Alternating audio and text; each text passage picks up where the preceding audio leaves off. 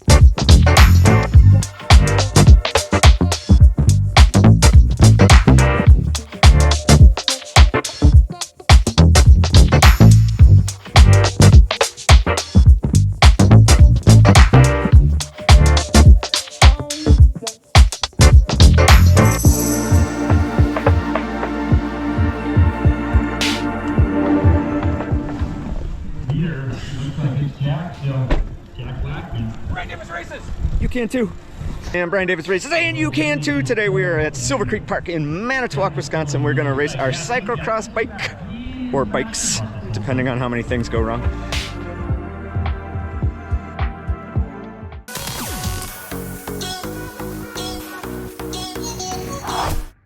All right, race fam, let's get going. Here we are with the whole shot. Interestingly, in this race, it was the Masters 1, 2, 3 category, but we got the whole shot together with the pro category, which was the reason is because they were running a preem, the first person to climb Heckle Hill, which is about 3/4 of the way through the lap. Whoever got there first got a cash prize. That was never going to be on the agenda for me. So, anyway, I feel like I got a pretty decent whole shot here with the pro group, and I'm happy with where I tucked in. I gave away 2 spots there just a second ago, but that's okay. I thought about getting cute there, and I decided I better not do that. So I'm going to tuck in here right behind Patrick, and I'm feeling like I know Chad is up the road here in the Masters group. I'm not sure. I think there's 2 other Masters groups or riders up the road. So I think I'm doing okay. I feel okay. And then Patrick starts to go a little bit slow here, so I'm like, well, I better get around him. Now, here's the thing I want to talk about in today's video. Pacing cyclocross, right? So I see this gap, I'm like, I'm going to close that because I feel like there's going to be a lead group and a second group, and I want to be part of the lead group if I can. So I close this up. Good for me. Get right up here. I know I'm going to get a little breather here because of these twisties and turnies before we get into this flyover. And I feel good. I feel like none of that is stressful so far. I mean, we're only 1.5 minutes in, but things will change. But the first minute and a half, I feel really good. And the bike is running great. The body's feeling pretty decent for this race. Although, I mean, I'm way down weight, but I had some thoughts about that later in the race. I'll get to that in a minute. So, first lap here, the weather was dry, the course was dry, like there was no like environmental issues with the day, except for one big thing. It was really hot by Wisconsin standards, at least. So it was like right at 79 or 80 degrees, which doesn't sound too terrible, but it's enough on a cyclocross effort to make that very, very painful. So yeah, tactically, this rider, I think I stayed behind this rider that I'm about to get back in front of me here. I think I stayed behind this rider just a little bit too long, but then again, I can't really say that because I'm about to have a hard day in a little bit here. So I'm just going to run you through the first lap and then run some clips. So I appreciate that. Also, just want to mention, if you can subscribe to the channel, I would really appreciate it. It means a lot to me. Watch the videos, smash the like button, do all that YouTube stuff. But it really, really does make a difference when you see me at the race and you say hi. It means the world to me. It really does. It's super motivating. These videos take a long time to do, and Lord knows I don't make money doing this part of my life. But it's fun, and I'm hoping that I can inspire people to race because that's what it's all about. You know, I love when people say, "Hey, I watched your video and it got me interested in trying cyclocross." Speaking of cyclocross, perfect sport to try within cycling if you want to try your first race. So Patrick gets back in front of me here, and then because I bobbled that climb a second ago, and actually that one mistake, if you track where I was and how much room I got to make up because of that one mistake, which maybe not totally my fault, but anyway, I had a mistake there. So the rider ahead of me crashes that, and then I'm able to do, this is a good trick, I'm able to like lift that with one hand and scoot right under so I don't rip the tape up again and get back to where I was. So all good. I love this course. I love the people behind this course. This might be one of my favorite races. Certainly one of my favorite cyclocross races, if not the, for sure, my favorite cyclocross race. But it might be my actual favorite bike race overall. Interesting. Love the course. Love the work they put into it. I love the vibe of the atmosphere here. So if you're watching this, you know, you live in Chicago and you think it's too much of a trip, then it's worth an extra half an hour from your normal trip to get up to Manitowoc. It is absolutely worth it. It's a great, great race. Now, look what's interesting is my heart rate. If you watch the channel, you know my heart rate is weirdly low compared to most people. So 161 for me is absolutely gunning it. Just redlined. And that's going to cost me a little bit later. So breaking down this course, there's like 3 really hard things to pay attention to. All right, that's the first climb that we just went over that I bobbled. We're about to get to the beach. That's very difficult, at least for me. And then there's the huge hill later, the Heckle Hill they call it, later that spikes your heart rate. So really everything else other than those 3 elements is all about managing recovery between those elements. And admittedly, I would say like I did a poor job of not like thinking through the course, even though I've raced this course before, but not really thinking through the course of where I should maybe rest a little bit. It's just like full gas, just go. And that might not be the best play for me, especially with Masters racing. So around this moment, 5 minutes in, I'm still feeling like pretty good. It was after this beach where things started to get pretty uncomfortable. And then this doesn't look like much, let me tell you. This does not look like much, but this little climb here is just enough to like crush you, because it still takes a good little pop to get over that little bit, and it's right after the beach. So anyway, I'm gonna slow down here because I'm like, you know what, I know I got this big hill coming, I got to take it easy. Again, I get too close to this rider, either should have passed or just tucked in. Well, you'll see that in a second. So I just want to discuss this pacing strategy. So I feel like if I had to do this race again, I would have backed off just a little bit in the first lap, maybe the second half of the first lap. So like right around here, I feel like I maybe should have backed off, let that rider get ahead of me, and like, yeah, I'm giving up a spot or being less competitive at this moment, but I think the overall effect is going to lead to a better race. And then again, I signed up for the second race after this, or a second race after this, and I was so gassed that they, you know, I was right by the start line, like, you want to go? I'm like, I can't do it. I was just absolutely crushed from this effort. It's the heat, maybe some other things going on. So anyway, this hill is a real mother. I can climb it every time, but it takes like every last ounce of wattage to get up to the top of this hill every single time.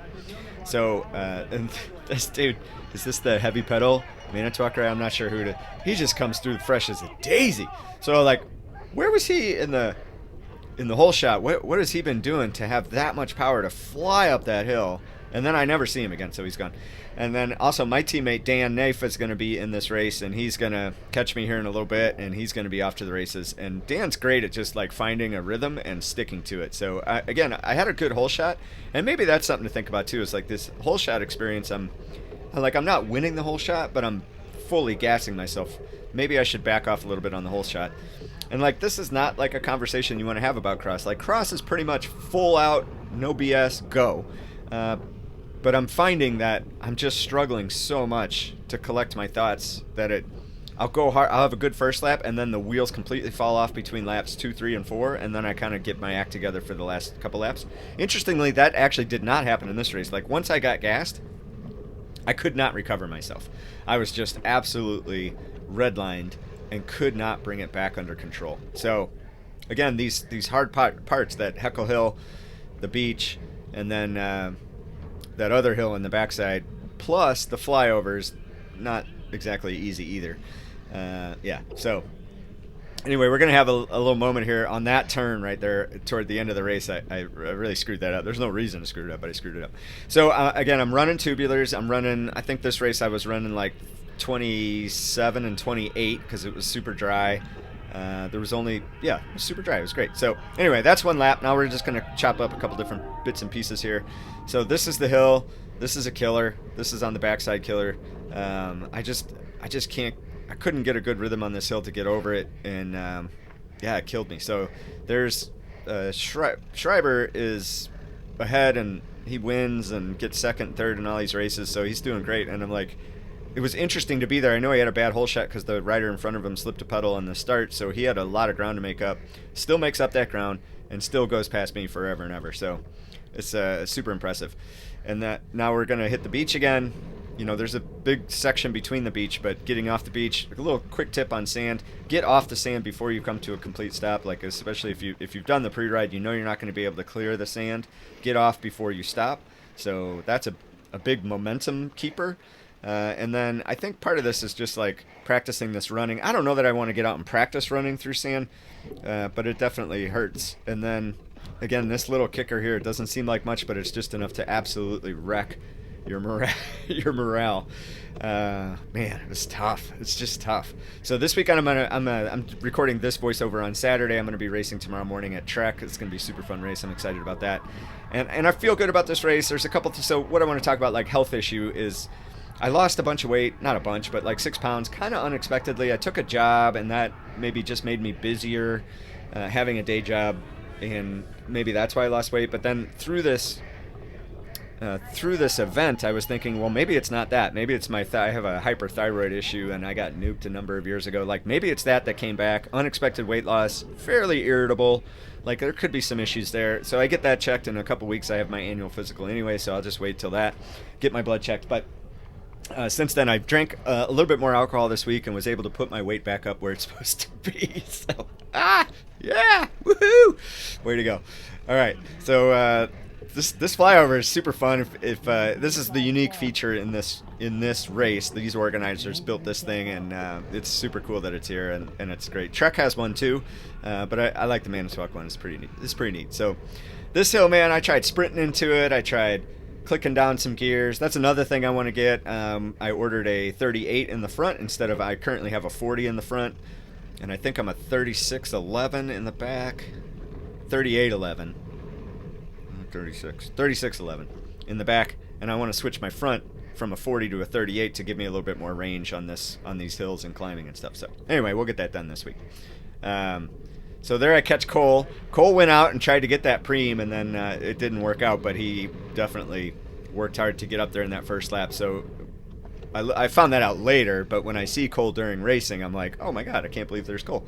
So he went back to the pro category in this race, away from us old guys, but he was fun racing with him because he is, you can learn a lot from him because he's won a bajillion races. It's fun to catch. Here's the Noob Cyclist. Subscribe to his channel. Friggin' awesome shot. It's my favorite shot, like of me doing cyclocross. Like, that's so good.